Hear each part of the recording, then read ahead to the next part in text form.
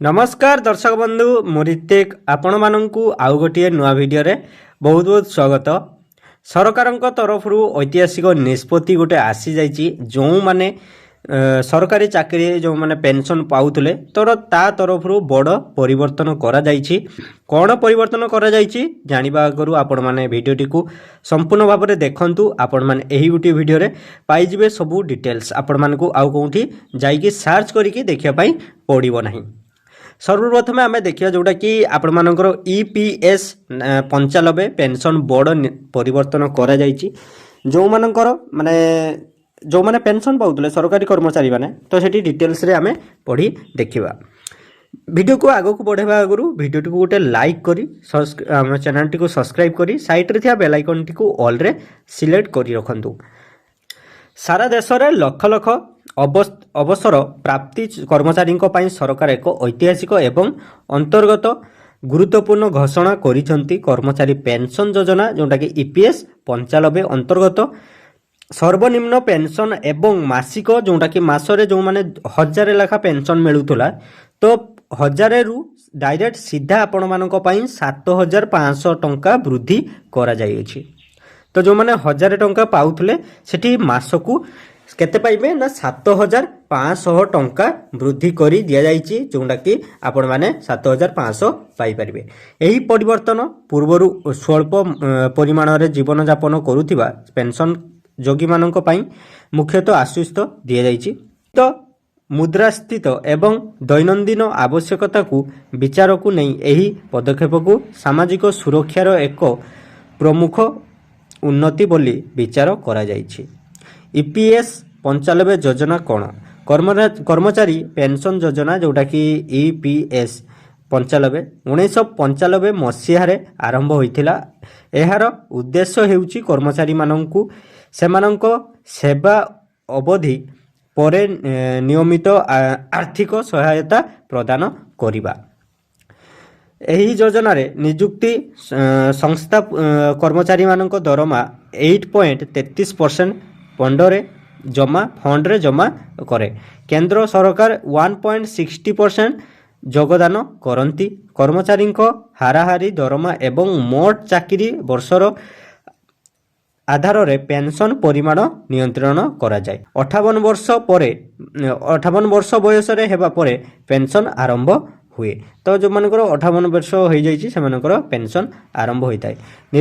सर्वनिम्न pension रे यथेष्ट वृद्धि सरकार पर्याप्त क्रमे सर्वनिम्न पेंशन वृद्धि करने निष्पत्ति नैछंती। यह 3टी पर्याय रे कार्यकारी हेबो। प्रथम पर्याय पेंशन मासको 5000 को वृद्धि, द्वितीय पर्याय रे पेंशन मासको 7000 को वृद्धि माने एका बेले आपण मानकु 7500 मिलिबो नाही। आपण मानकु प्रथम पर्याय रे पेंशन 5000 मिलिबो, द्वितीय पर्याय रे पेंशन आपण मानकु 7000 मिलिबो, तृतीय पर्याय रे अंतिम लक्ष्य पेंशन मासको 9000 पर्यंत पहुंची जीवो माने आपण मानकर 9000 पर्यंत आपण माने पाई परिबे। 7500 आपण मानकर लास्ट पेंशन नुए आपण मानकर लास्ट जोटा कि पाइबे प्रत्येक मासकु 9000 पर्यंत पाई परिबे। एही धीरे धीरे वृद्धि सरकारक आर्थिक अंतुलन एवं पेंशन भोगी उभयक स्वार्थ रे महंगा भत्ता डीए मध्य प्रदान करा जिवो। डीए मध्य आपण माने पाई परिबे। सरकार पेंशन परिमाण महंगा भत्ता जोड़िबा को घोषणा करिसंतु। एहा द्वारा पेंशन भोगी क्रय शक्ति वृद्धि हेबो। वर्धित मुद्रास्फीति बोझ ह्रास हेबो। प्रति 6 मासरे पेंशन परिमाण स्वयंचालित भाव में वृद्धि पाइबो माने प्रत्येक 6 मास को आपण मानकर माने बढ़िबो। कर्मचारी शेष दरमा आधार रे पेंशन गणना करिबा एवं विकल्प मध्य प्रदान करा जाइछि।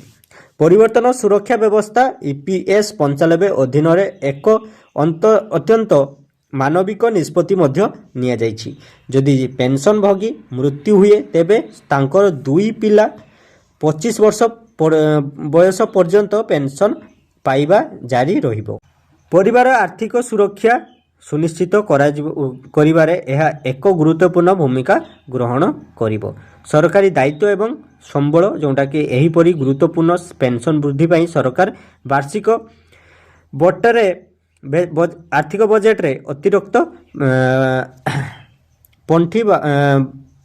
ପଣ୍ଠି ଆବଣ୍ଟନ କରିବେ।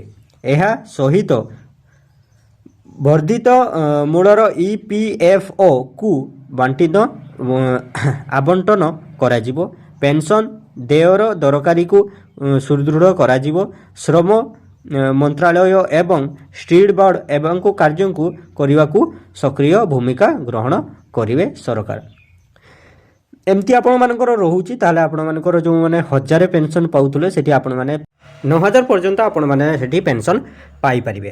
ଠିକ୍ ଅଛି ଫ୍ରେଣ୍ଡ, ଭିଡ଼ିଓଟି ଆପଣମାନଙ୍କୁ ଯଦି ଇନଫର୍ମେଟିଭ୍ ଲାଗିଥିବ ଭିଡ଼ିଓକୁ ଗୋଟେ ଛୋଟିଆକି ଲାଇକ୍ କରି ଚ୍ୟାନେଲଟିକୁ ସବସ୍କ୍ରାଇବ୍ କରି ସାଇଟ୍ରେ ଥିବା ବେଲ୍ ଆଇକନ୍କୁ ଅଲ୍ରେ ସେଟ୍ କରିଦିଅନ୍ତୁ ଏବଂ ଆପଣମାନଙ୍କ ଚିହ୍ନାରେ ଯଦି କେହି ପେନ୍ସନ୍ ପାଉଛନ୍ତି ତ ଏ ଭିଡ଼ିଓଟି ସେମାନଙ୍କୁ ମଧ୍ୟ ସେୟାର ମଧ୍ୟ କରିଦିଅନ୍ତୁ।